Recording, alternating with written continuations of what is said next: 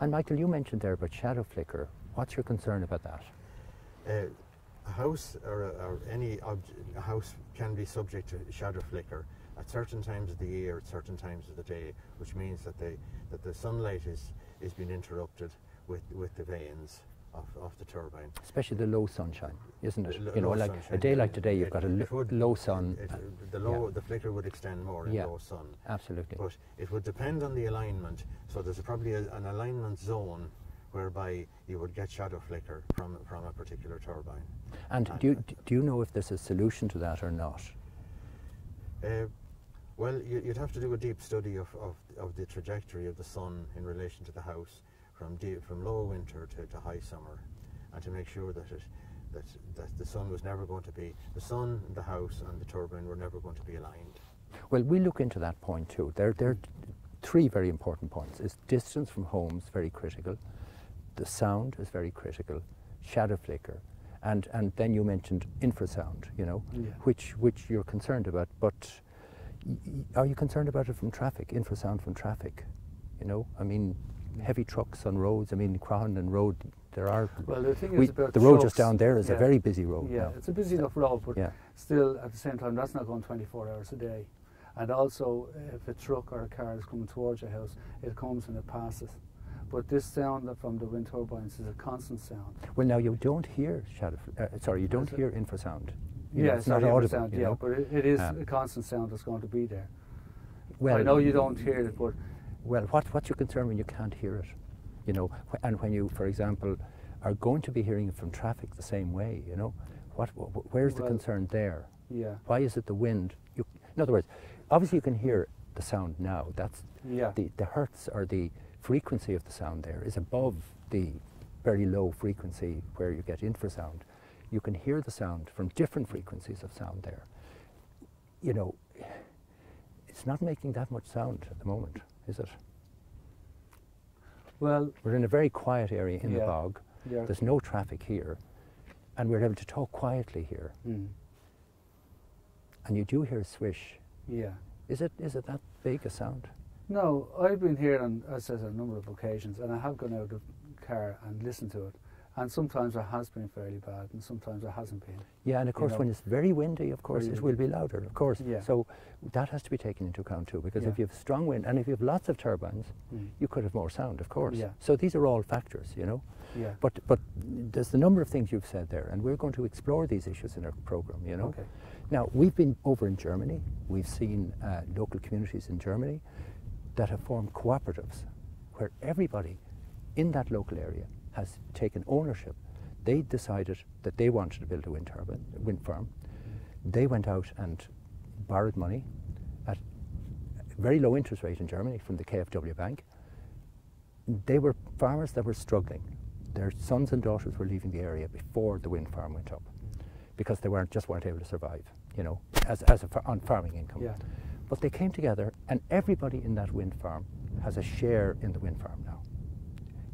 Even people with very small sites, you know, just houses on their own with no farm, no land. They've got the same share as the big farmers. Yeah. What do you think of that concept? Well, you'd have to think about that if it arose, if it became a possibility in this country. But we've gone in Ireland. We've gone a different route. The big wind farm companies and anybody who wants to come in have apparently been promised whatever deal is there. We don't know that if they come in and build wind farms, that they will get permission and they'll get feed-in tariffs and they'll make a substantial profit. And there's a payoff for farmers, which is quite doubtful in terms of the net profit as against the total payment. But do you think it's unfair to people that are not? In other words, do you think that developers come into an area, they do deals with some farmers quietly behind the scenes? Probably, I don't know. But do you think that's being fair to all of the rest of the community that have to have the wind farm beside them? No. Is that? No. We said this is an example of which there wouldn't be too many. This is a vast bog area, one of the biggest in the Midlands, a single bog area of Mount Lucas. There are other areas which will be much smaller, and then the wind farms will be extending right over good farmland as well. And The one that's proposed for road goes across farmland where there's, it's a rural, what I call rural residential area, a lot of one-off housing, and there will be turbines within 500 metres of those. Yeah. By the way, can I just stop for a second? There's a car just gone by there. Yeah. You hear that car? No, listen for a second. That car there that went by there, you know, you hear that. That's loud sound. There's a huge difference between that car and that, is there not? In terms of sound. At this and moment, and most houses are close to roads. At this moment, it is. I just thought when it was passing because we hadn't got the benefit of a car going by. But again, as you said, if the wind blows stronger, the sound is stronger also. Yes. But I just want to get back to what you were saying about if the community owned the wind turbine farm. If you go down that road, you have to take into consideration of everyone in the community, because wind farms will affect different people at different ways. And as I said already about people that have children that have autism and other people that have other medical problems, whatever, if the wind farm affects them, then the wind turbines cannot be near them. Yeah.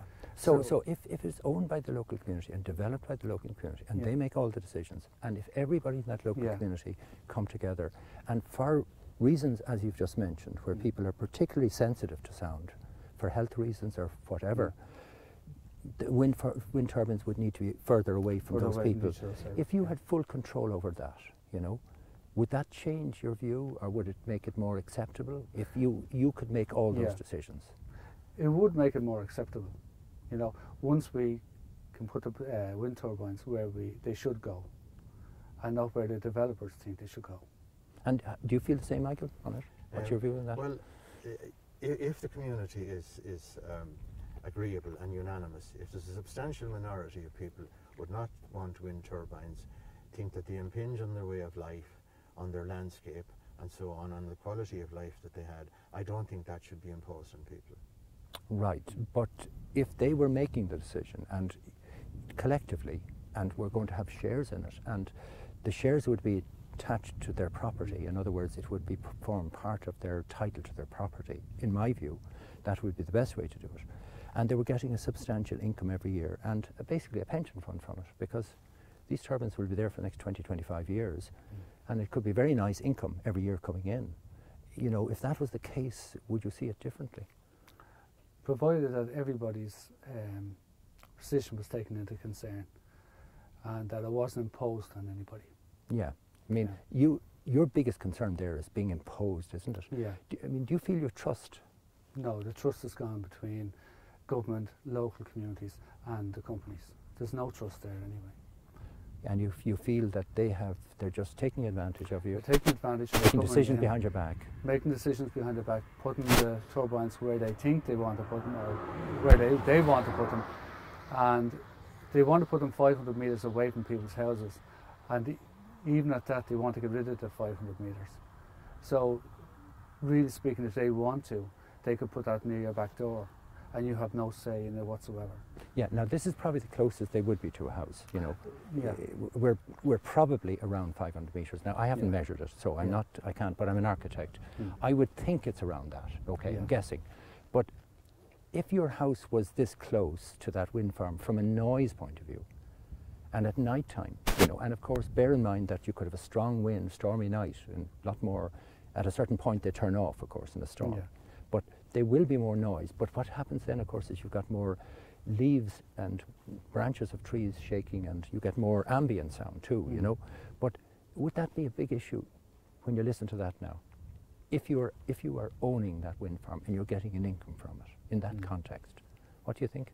Well, again, I say if it's acceptable to the person that's living beside the turbine, I'd be all for it. But that person's views must be taken into concern, and that is not what's happening here.